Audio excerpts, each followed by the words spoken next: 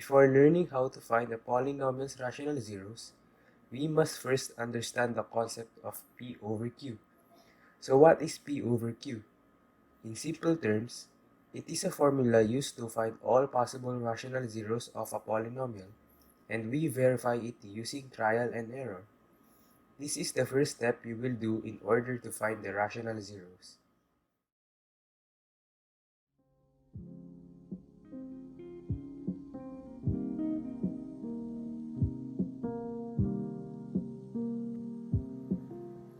Here, we have an example of a polynomial function. The first thing we should do is P over Q. P in the formula stands for the last value of a polynomial function, or simplified, the last number in the equation, in this case 36.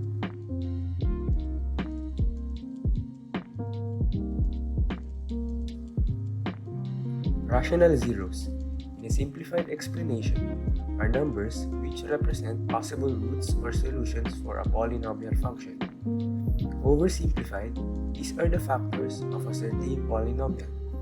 Before learning how to find a polynomial's rational zeros, we must first understand the concept of P over Q. So what is P over Q? In simple terms, it is a formula used to find all possible rational zeros of a polynomial, and we verify it using trial and error.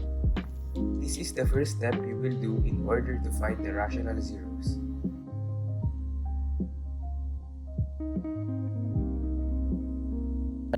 So P is equal to 36 and Q is equal to 1. We replace the values with the corresponding numbers and we will get 36 over 1. Next is to find the factors of both P and Q.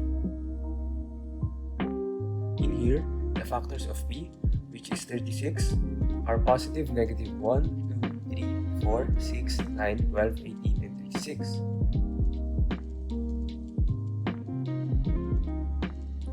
In this example, it is easy to divide since the only number at the bottom is 1, but I'll explain later what to do if the number isn't 1. Then again, once we divide it all, we write down all the numbers we get, so in this case, positive, negative 1, 2, 3, 4, 6, 9, 12, 18, and 36. Remember that all these numbers should be labeled with the positive negative sign, meaning we have two versions of the number, the positive 1 and the negative 1.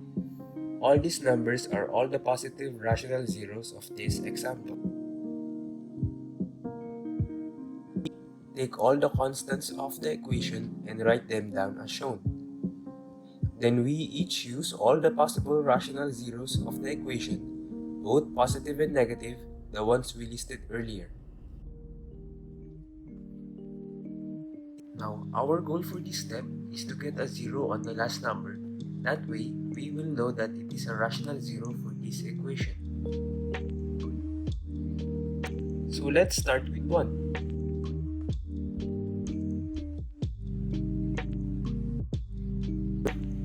As you can see, we already got 0 as the last number, meaning this number is a rational zero. We'll list it down for you to remember.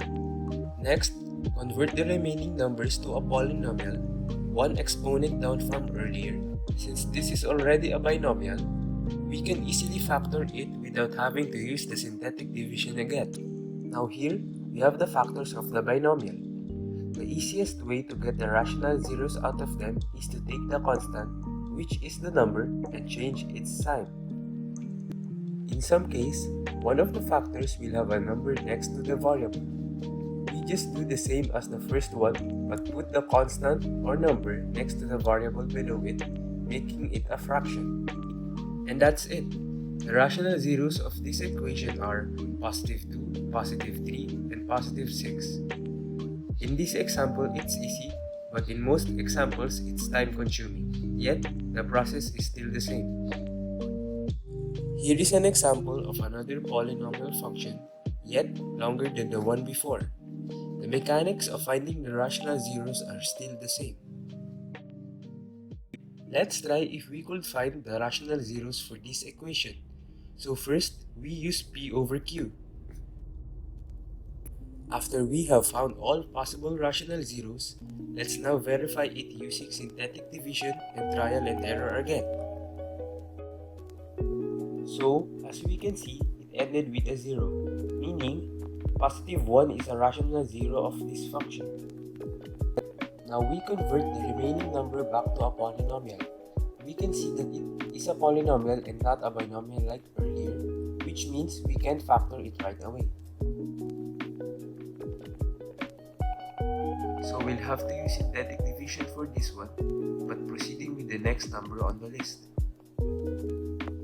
So, positive 2 is now a rational zero of the function, as we can see here, and the remaining numbers can now be factored since we can convert it into a binomial just like with the first example.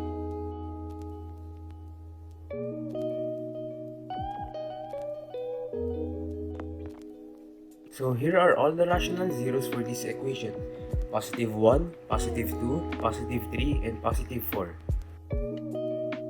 Previously, I have shown you examples where the q in the p over q is only 1. In this example, I will be showing you what to do if q has a value besides 1. You'll know if q's value isn't just 1 by simply looking at the very first number. Just like what I explained earlier, you see a number accompanying the first very variable, then that will be your q. If not, then simply put 1 as your q. I'll also put in p to complete it so you won't get confused. Then the next step, which I showed you earlier, is to find the factors of each number. We must first find the factors of p.